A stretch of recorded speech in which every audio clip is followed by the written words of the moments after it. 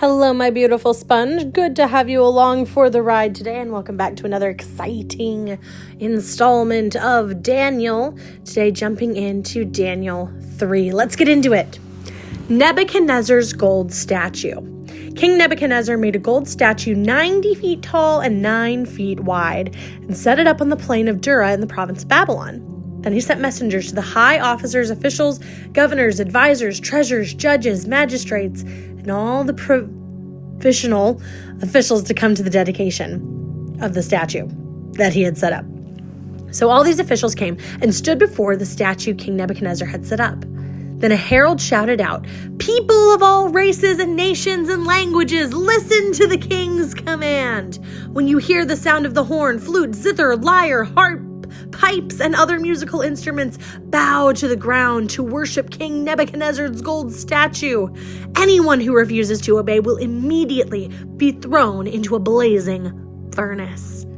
So at the sound of the musical instruments, all the people, whatever their race or nation or language, bowed to the ground and worshipped the gold statue that King Nebuchadnezzar had set up.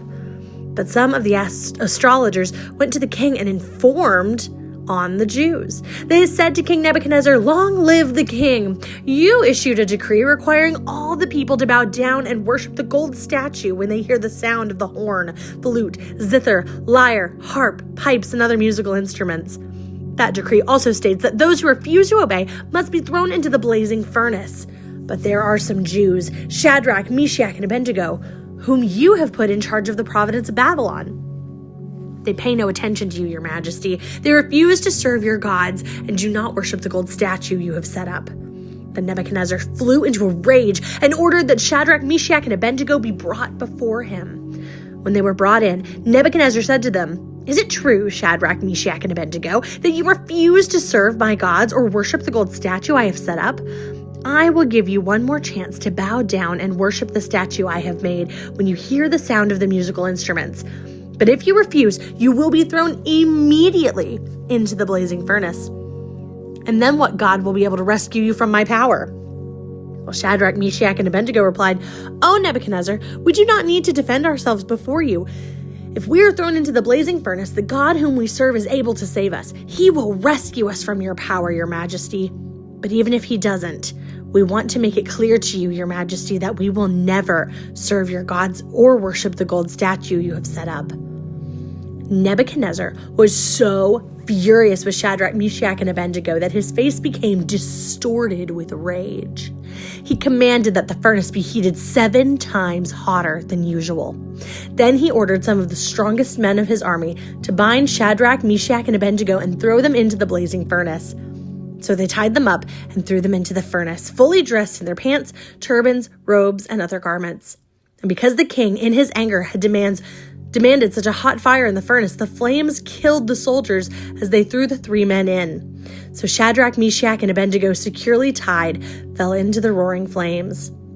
But suddenly, Nebuchadnezzar jumped up in amazement and exclaimed to his advisors, "Didn't we tie up 3 men and throw them in the furnace?" "Yes, your majesty, we certainly did," they replied. "Look," Nebuchadnezzar shouted, "I see 4 men unbound walking around in the fire unharmed, and the 4th looks like a god." Then Nebuchadnezzar came as close as he could to the door of the flaming furnace and shouted, "Shadrach, Meshach, and Abednego, servants of the Most High God, come out here."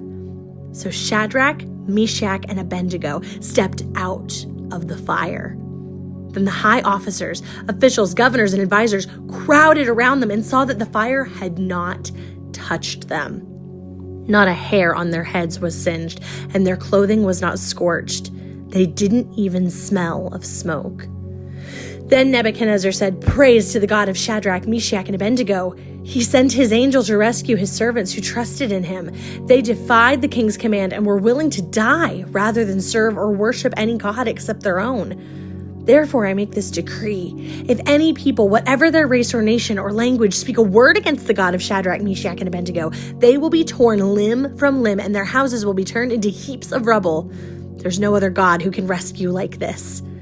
Then the king promoted Shadrach, Meshach, and Abednego to even higher positions in the province of Babylon.